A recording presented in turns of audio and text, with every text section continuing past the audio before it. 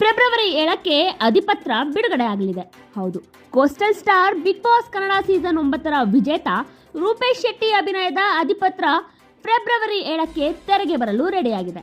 ಇದೊಂದು ಕರಾವಳಿ ಭಾಗದ ಕಥೆಯಾಗಿದ್ದು ಈಗಾಗಲೇ ಚಿತ್ರದ ಟೀಸರ್ ರಿಲೀಸ್ ಆಗಿದೆ.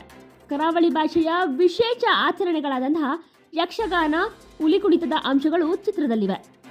ಚಯನ್ ಶೆಟ್ಟಿ ಈ ಚಿತ್ರಕ್ಕೆ ಆಕ್ಷನ್ ಕಟ್ ಹೇಳಿದ್ದು, ಅಧಿಪತಿ ಒಂದು ಸಸ್ಪೆನ್ಸ್ ಥ್ರಿಲ್ಲರ್ ಸಿನಿಮಾವಾಗಿದೆ. ಬಹುತೇಕ ಶೂಟಿಂಗ್ ಕರಾವಳಿಯಲ್ಲೇ ನಡೆದಿದ್ದು, ರಿಲೀಸ್ಗೂ ಮುನ್ನವೇ ಡಬ್ಬಿಂಗ್ ಮತ್ತು OTT ಹಕ್ಕುಗಳ ಬೇಡಿಕೆಗೆ ಬಂದಿರೋದು ಖುಷಿ ನೀಡಿದೆ ಎಂದು ಸಂತಸ ಹಂಚಿಕೊಂಡಿದ್ದಾರೆ ಚಯನ್. ಇನ್ನು ಚಿತ್ರದಲ್ಲಿ ರೂಪೇಶ್ಗೆ ನಿರೂಪಕಿ ಜಾನ್ವಿ ಜೋಡಿಯಾಗಿದ್ದಾರೆ. ಈಗಾಗಲೇ ಪೋಸ್ಟ್ ಪ್ರೊಡಕ್ಷನ್ ಪೂರ್ಣಗೊಳಿಸಿರುವಂತಹ ಚಿತ್ರತಂಡ ಇದೇ ತಿಂಗಳು 27ರಂದು ಮೊದಲ ಹಾಡನ್ನ ಬಿಡುಗಡೆ ಮಾಡುವ ಮೂಲಕ ಪ್ರಚಾರಕ್ಕೆ ಬರಲಿದೆ.